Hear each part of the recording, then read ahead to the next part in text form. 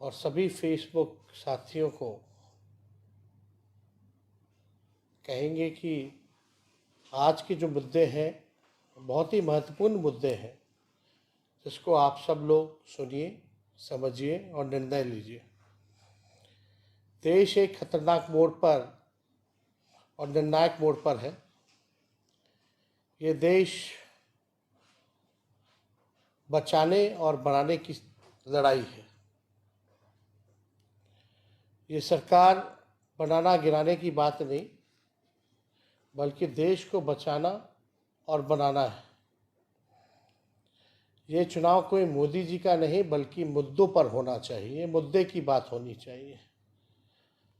जिस प्रकार से लगातार मोदी जी जांच एजेंसियों का दुरुपयोग करके और जांच एजेंसियों की मदद से देश पर आपातकालीन अघोषित इमरजेंसी थोप रहे हैं, झूठे केसों में लगातार मुख्यमंत्रियों को जेल भेजा जा रहा है, तो आप समझ सकते हैं कि कल ये जीत गए तो किसान, कर्मचारी और व्यापारी को क्या समझेंगे।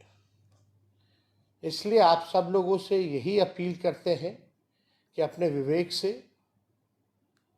निर्णय लीजिए, नहीं तो आने वाली पीढ़ियों को जो है काफ़ी नुकसान होगा।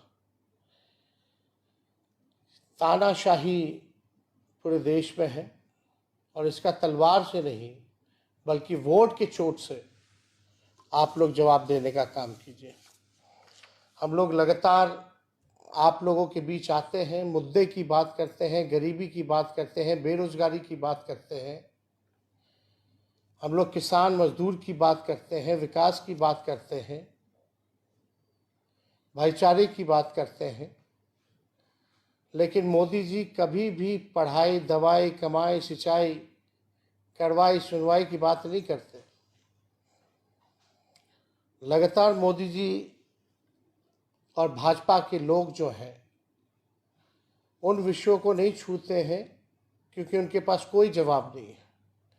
वो लगातार इधर उधर की बातें करेंगे, हम लोगों को गालियां दिया जाएगा। उसके अलावा 2014 से अब तक उन्होंने कुछ नहीं किया। आज हम लोग आपके बीच में कुछ आंकड़े भी रखेंगे बेरोजगारी को लेकर के। अपने आप से आप लोग पूछिएगा कि मोदी जी के 10 वर्षों में क्या महंगाई चरम पर नहीं है? गरीबी इतनी बढ़ गई है कि मोदी जी स्वयं कह रहे हैं कि 80 करोड़ लोगों को वो अनाज बांट रहे हैं। आप समझिए, देश की आधी आबादी से भी ज़्यादा यानी 80 करोड़ लोगों को खुद मोदी जी मान रहे हैं, स्वीकार कर रहे हैं कि वो अनाज बांट रहे हैं। हालांकि मोदी जी के समय से अनाज बांटने की शुरुआत नहीं हुई है, ये तो कांग्रेस के ज़माने से ही अनाज लोगों को बांटा गया। लेकिन आज गरीबी इतनी चरम पर है, बढ़ गया है कि 80 करोड़ लोगों को जो है अनाज बांटा जा रहा है। बेरोजगारी इतनी बड़ी है, इसलिए विगत 46 वर्षों में बेरोजगारी ने अब तक का रिकॉर्ड तोड़ दिया है। आप देखेंगे भयानक आंकड़े मेरे सामने हैं। इंटरनेशनल लेबर ऑर्गेनाइजेशन यानी ILO, यानी हिंदी में हम कहें तो अंतर्राष्ट्रीय श्रम संगठन और इंस्टीट्यूट ऑफ ह्यूमन डेवलपमेंट की बेरोजगारी की रिपोर्ट और ताज़ा आंकड़ों में मुताबिक आज देश के बेरोजगारों में से 83% युवा है, यानी 83% जो है युवा है।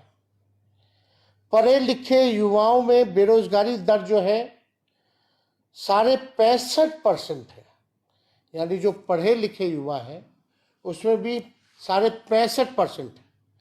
ग्रामीण क्षेत्रों में सिर्फ देखिएगा, गांव में आत्मा बस्ती है, ग्रामीण इलाकों में सिर्फ 17.5% युवा के पास काम है, यानी भारत की आत्मा जहां गांव में बसती है, 82% युवा गांव के हमारे देश में बेरोजगार है। आज तक मोदी जी ने इन आंकड़ों के बारे में नहीं बताया। हम आपको बताना चाहते हैं, और ये कोई मेरा आंकड़ा नहीं है, ये ILO का आंकड़ा है। और आप लोगों को समझना पड़ेगा, अपने विवेक से काम करना पड़ेगा। मुद्दे पर चुनाव होना चाहिए, ना कि किसी एक व्यक्ति की बात है। इसलिए मोदी जी कहते हैं लगातार 400 पार की बात करते हैं, लेकिन मोदी जी ना नौकरी की बात करते हैं, ना रोजगार की बात करते हैं, ना छात्र नौजवान की बात करते हैं, ना किसान मजदूर की बात करते हैं, ना गांव और गरीब की बात करते हैं। मोदी जी ना शिक्षा स्वास्थ्य के बारे में बात करते हैं, स्कूल अस्पताल के बारे में नहीं बात करते। फिर किस बात पर देश की जनता 400 पार करेगी?